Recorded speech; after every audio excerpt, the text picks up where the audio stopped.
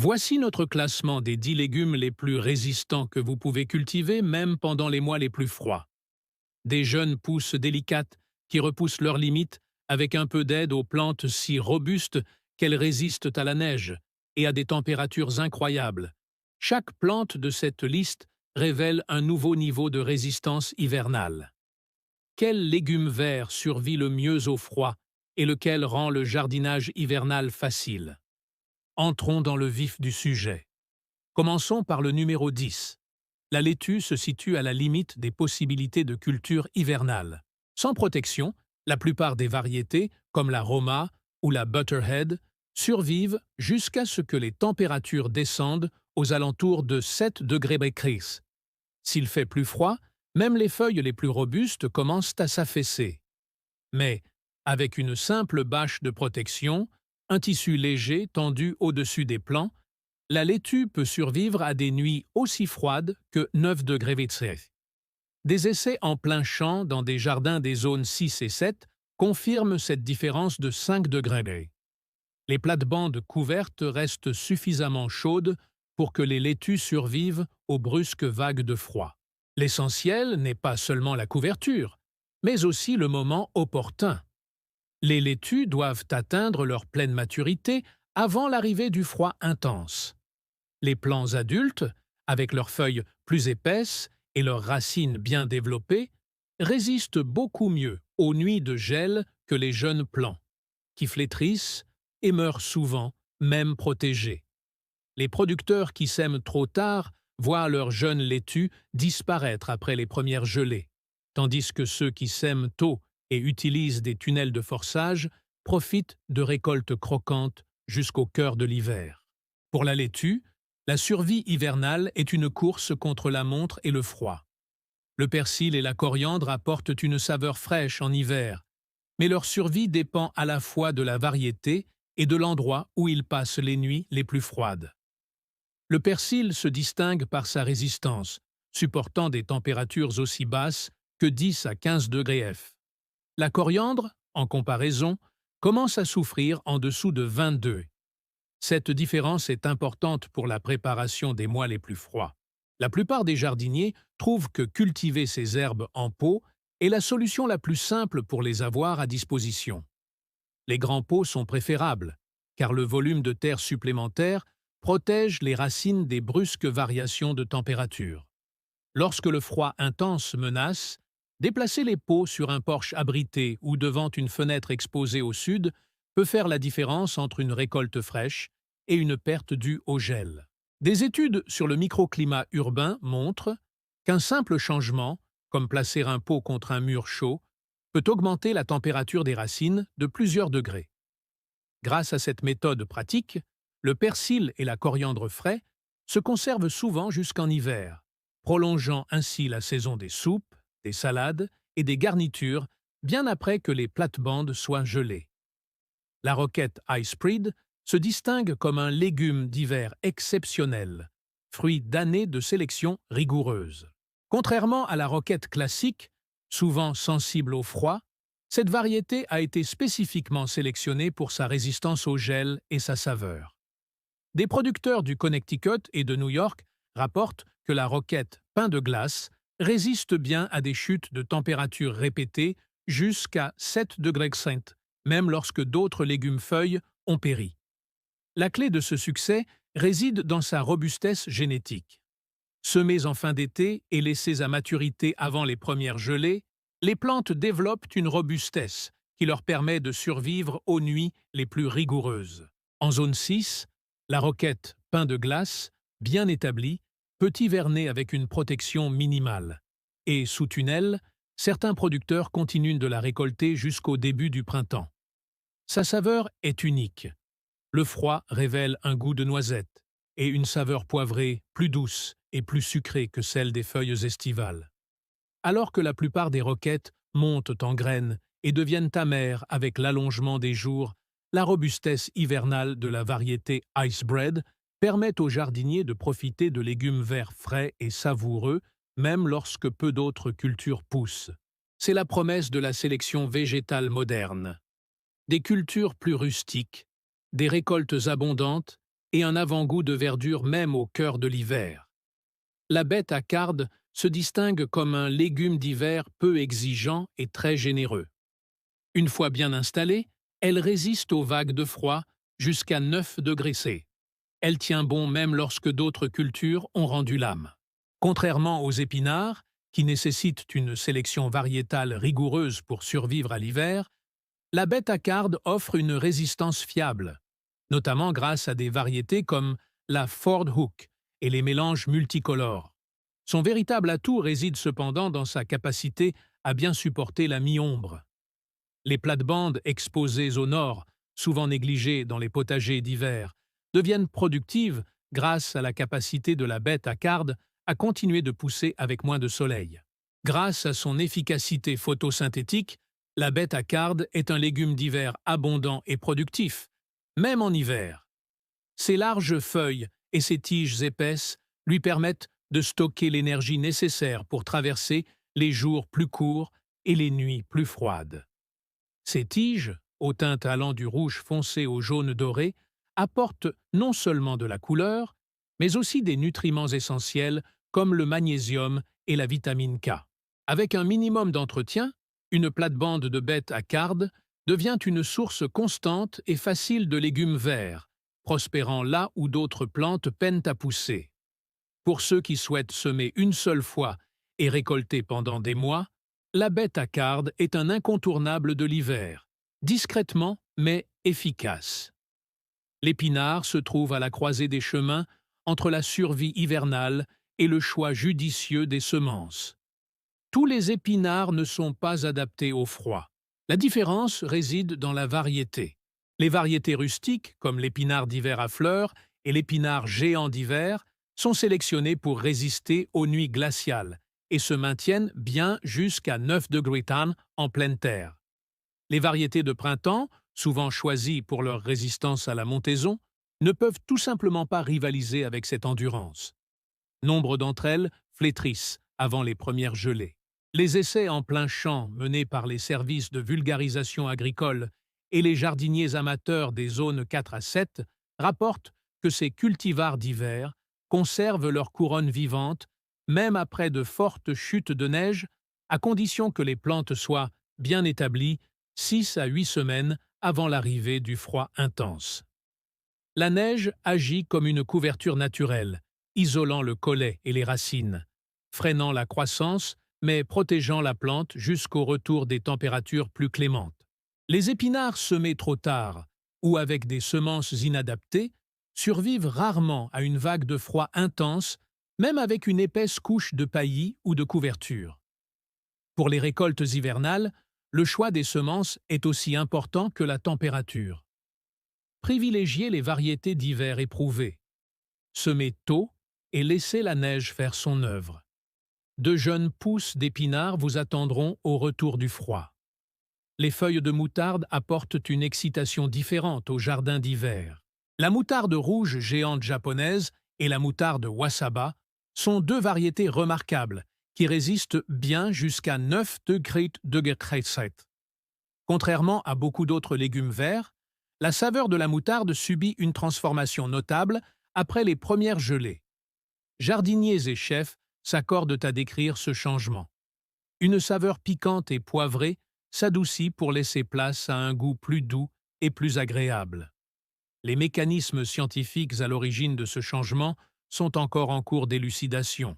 Le froid incite souvent les plantes à convertir l'amidon en sucre, ce qui peut masquer l'amertume et atténuer le piquant. Si certains pensent que le taux de glucosinolate, les composés responsables du piquant de la moutarde, diminue après le gel, les études sur des variétés spécifiques comme la moutarde rouge géante japonaise et la moutarde à feuilles de wasabi restent insuffisantes. Le résultat est sans appel. Les panels sensoriels et les dégustations de chefs classent systématiquement les feuilles de moutarde givrées en tête pour leur douceur et leur saveur globale. Grâce à leur maturation rapide, parfois en seulement 30 jours, les jardiniers peuvent semer les feuilles de moutarde tard dans la saison et profiter des une récolte avant elle, arrivée de l'hiver. Pour les cuisiniers, la moutarde givrée apporte une nouvelle dimension aux salades, aux sautés et aux sandwichs, transformant le froid non seulement en un défi, mais aussi en un atout culinaire. La clatonia, plus connue sous le nom de laitue des mineurs, a une histoire intimement liée à la survie. Pendant la ruée vers l'or en Californie, les prospecteurs parcouraient les collines à la recherche de bien plus que de l'or. Ils cherchaient tout ce qui pouvait les nourrir et les maintenir en bonne santé durant les longs et rigoureux hivers. Les légumes frais étaient rares, et le scorbut représentait une menace constante. Les mineurs découvrirent que la clatonie, une plante sauvage qui prospérait malgré le froid, pouvait être cueillie même après de fortes gelées et des chutes de neige abondantes. Ses feuilles croquantes et douces étaient suffisamment riches en vitamine C pour les protéger des maladies lorsque les provisions venaient à manquer. Les journaux de la ruée vers l'or et les registres médicaux des années 1850 mentionnent la claytonie de Virginie comme un aliment de base essentiel en hiver. Elle était prisée pour sa capacité à pousser là où peu d'autres plantes le pouvaient. Aujourd'hui encore, la clatonia est à la hauteur de sa réputation. Elle résiste à des températures descendant jusqu'à 12 degrés Celsius, sans avoir besoin d'être protégée, même en pleine terre. La plante continue de pousser même par faible luminosité, ce qui en fait une précieuse source de verdure fraîche lorsque les jours sont courts et le soleil rare. Les jardiniers apprécient sa douce saveur citronnée et sa capacité à se régénérer chaque printemps, même si certains trouvent son engouement pour la propagation un peu trop vigoureux. Pour tous ceux qui recherchent une salade d'hiver tout droit sortie du jardin, la résistance du clatonia est aussi précieuse aujourd'hui qu'elle l'était à l'époque des pioches et des bâtés à or. Le chou frisé est un incontournable du jardinage hivernal, et ce n'est pas sans raison. Les variétés Red Russian et Scarlet ont prouvé leur capacité à survivre à découvert jusqu'à 15 degrés, surpassant la plupart des autres légumes verts, même en plein gel. Dans la zone 3, des jardiniers ont récolté du chou frisé, après des nuits où les températures ont atteint 10 Celsius, un résultat qu'ils attribuent à une astuce simple, le paillis. Une couche de feuilles mortes ou de copeaux de bois de 2,5 à 5,5 cm d'épaisseur forme une couverture naturelle, empêchant le sol autour des racines du chou frisé de geler.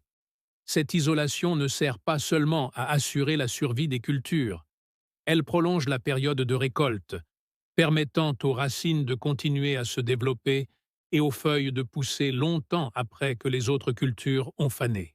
Les registres de terrain et les rapports de vulgarisation agricole confirment que les planches de choux frisés paillés sont systématiquement plus performantes que les sols nus, surtout lors de vagues de froid intenses et soudaines. L'histoire ne s'arrête pas à la robustesse. Lorsque la température baisse, un phénomène remarquable se produit à l'intérieur des feuilles. Le chou frisé commence à transformer ses réserves d'amidon en sucre, un antigel naturel qui protège la plante des dommages cellulaires. Des analyses en laboratoire montrent une augmentation mesurable de la teneur en sucre, ou brique, après les premières gelées importantes. Les jardiniers comme les chefs remarquent le changement. L'amertume s'estompe et la saveur devient nettement plus sucrée, presque noisettée. Il ne s'agit pas seulement de survie, mais aussi d'un véritable progrès. C'est pourquoi le chou frisé, sucré par le gel, se retrouve souvent cru en salade ou comme légume vert tendre et éclatant dans les sautés d'hiver. Pour ceux qui recherchent une récolte hivernale à la fois robuste et savoureuse, le chou frisé rouge russe et le chou frisé écarlate offrent les deux, à condition de protéger leurs racines avec un paillis avant l'arrivée du grand froid. Le tatsoi est un légume d'hiver réputé pour sa robustesse, même dans les régions les plus froides du jardin. En zone 7A, les jardiniers observent ces feuilles percer la neige croûtée après des nuits glaciales, avec des températures descendant jusqu'à 12 °C. Sans voile d'hivernage ni paillis, ces feuilles brillantes en forme de cuillère affrontent le grand air. Des photos prises en février montrent des rosettes vert émeraude serrées émergeant de la neige blanche. Leur couleur s'intensifie à mesure que le mercure chute. La résistance de cette plante n'est pas qu'une simple curiosité. C'est une source fiable de légumes verts frais lorsque peu d'autres récoltes sont possibles. La saveur du tatsoi est douce et sucrée, un contraste subtil avec le goût plus prononcé de la moutarde ou de la roquette. Ceux qui le goûtent après une gelée décrivent souvent une onctuosité délicate, absente des feuilles d'été. Cette rusticité a cependant un revers. Le tatsoi est fait pour l'hiver. Dès que les températures remontent et que les jours rallongent, la plante monte en graines, produisant des tiges florales et se transformant en un légume robuste. Concentrez-vous sur la graine. C'est pourquoi l'hiver n'est pas seulement le meilleur moment, mais le seul moment pour apprécier ces tendres feuilles à leur apogée. Au Japon et dans toute l'Asie de l'Est, les jardiniers utilisent le tatsoi depuis des siècles, le considérant comme un ingrédient de base pour les soupes et les sautés pendant les mois froids. Les essais modernes de vulgarisation et les jardiniers amateurs confirment sa capacité à survivre à des nuits à un seul chiffre, à condition que les plantes soient bien établies à l'automne. Pour ceux qui cherchent la preuve que les récoltes hivernales sont possibles sans protection complexe, tatsoi en offre un exemple vivant, parfois littéralement perçant la neige, prête à être cueillie. L'oseille à veines rouges est la championne incontestée de la rusticité hivernale, prospérant discrètement là où presque tous les autres légumes-feuilles échouent. Les rapports des producteurs du Nord et des agents de vulgarisation agricole des universités confirment sa survie par des températures descendant jusqu'à 29 à 34 degrés, le tout sans avoir besoin de couverture, de paillis ou de protection des rangs. Ce légume-feuille vivace ne se contente pas d'endurer une simple vague de froid. Il résiste à des saisons entières de neige et de glace, revenant chaque printemps avec une vigueur renouvelée. Au cœur de l'hiver, la croissance de l'oseille ralentit considérablement, mais les feuilles restent vivantes et récoltables, leur couleur et leur saveur acidulée demeurant intactes malgré le froid intense. Dans les régions plus froides, zone 3, les jardiniers ont constaté que même après des semaines de température négative, une légère traction suffit pour extraire des feuilles croquantes de l'oseille sous la neige, prêtes à être cueillies, alors que les légumes verts frais ne sont plus qu'un souvenir. Le secret de la résistance de l'oseille réside dans sa biologie. Véritable plante vivace, ses racines s'enfoncent profondément et emmagasinent de l'énergie, lui permettant de traverser de longues périodes de dormance. Contrairement aux plantes annuelles qui doivent arriver à maturité avant les gelées, l'oseille n'est pas pressée.